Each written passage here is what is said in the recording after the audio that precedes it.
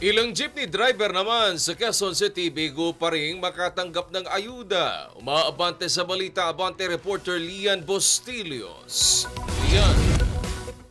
Sa kabila ng matinding init ng panahon, dinagsa pa rin ng mga tsuper ng jeepney ang Quezon Memorial Circle upang kunin ang kanilang 5,000 pesos cash assistance mula sa special payout date ng DSWD ngayong araw.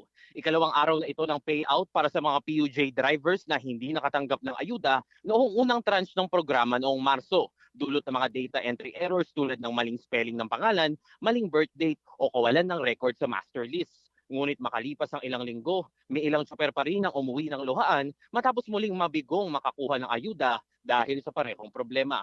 Pakinggan natin ang isa sa mga driver na nakausap natin. Ay, hindi na siguro. Kasi sa totoo lang, yung inihingi namin na 5,000, hindi naman sapat para sa pagtawid gutom namin sa tawid pasada eh. Dahil sa taas ng diesel eh. Hindi na nga kami nagbabiyahe dahil sa taas ng diesel. Ngayon itong pera ito, 5,000 lang. Pinagdaramutan pa para sa amin. Para sa amin naman ito. Pera din naman namin ito. Bakit kahirapan nila pang ibigay? Ayon kay Tatay Carlos, alas 6 pa lamang ng umaga ay nakapila na siya sa payout site. Sumama rin ang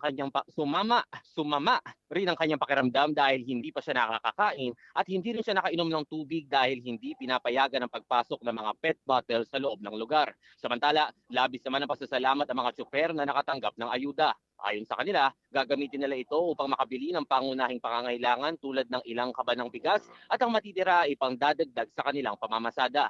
Nag-anunsyo naman ng DSWD na magkakaroon ng panibagong special payout sa Biyernes para sa mga TODA at PUJ drivers na hindi pa rin nakakatanggap ng ayuda nitong nakaraang 2 araw. Sa pinakahuling tala, umaabot na sa 2,663 na tsuper ang nakatanggap ng cash assistance hanggang kaninang alas 2 ng hapon habang inaasahang aabot sa kabuuang 8,337 na tsuper ang mabibigyan ng tulong ngayong araw.